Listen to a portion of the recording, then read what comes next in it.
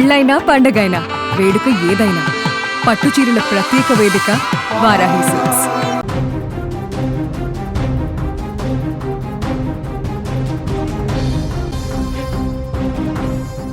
ఆంధ్రప్రదేశ్ రాష్ట్రంలో మహిళలు ఇకపై కేవలం ఇంటికే పరిమితం కాకుండా తమ సొంత కాళ్లపై నిలబడి విజయవంతమైన పారిశ్రామికవేత్తలుగా ఎదిగేందుకు కూటమి ప్రభుత్వం ఒక విప్లవాత్మక అడుగు వేసింది. రాష్ట్రంలోని లక్షలాది మంది మహిళల కలలను సాకారం చేసేలా వారి ఆర్థిక ఎదుగుదలకు బాటలు వేస్తూ భారీ రుణ సాయాన్ని ప్రకటించింది. డ్వాక్రా మహిళల ఆశలకు ఆకాశమే అద్దుగా మార్చేలా ప్రభుత్వం తీసుకున్న ఈ నిర్ణయం ఇప్పుడు రాష్ట్ర వ్యాప్తంగా పెను సంచలనంగా మారింది.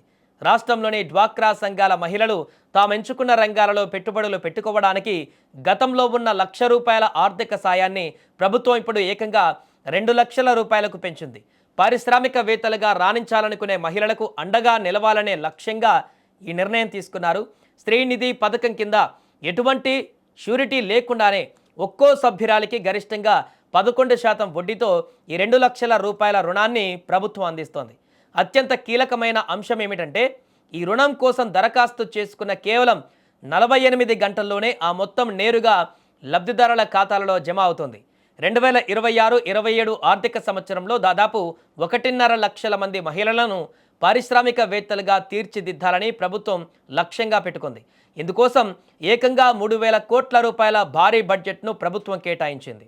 ప్రస్తుతం సెర్ఫ్ పరిధిలో రాష్ట్ర వ్యాప్తంగా 8.43 లక్షల సంఘాలు ఉండగా వాటిలో సుమారు 85.75 లక్షల మంది సభ్యులు కొనసాగుతున్నారు.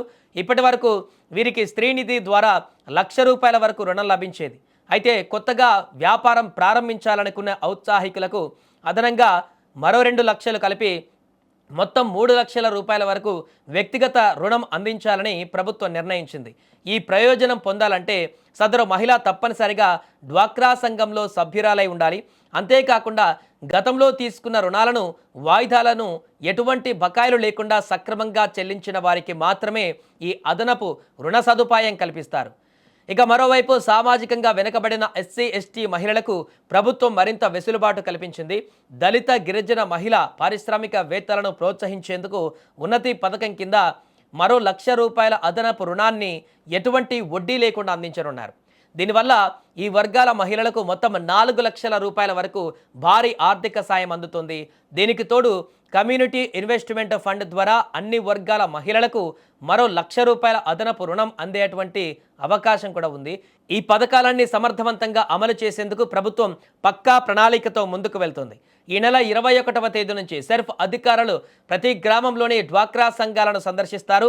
ప్రతి గ్రామ సమాఖ్య పరిధిలో కొత్తగా వ్యాపారం చేయాలనుకునే వారిని లేదా ఇప్పటికే వ్యాపారంలో ఉన్న వారిని గుర్తించి ప్రాథమికంగా ఒక్కో వివో నుంచి 15 మంది మహిళలను ఎంపిక చేస్తారు.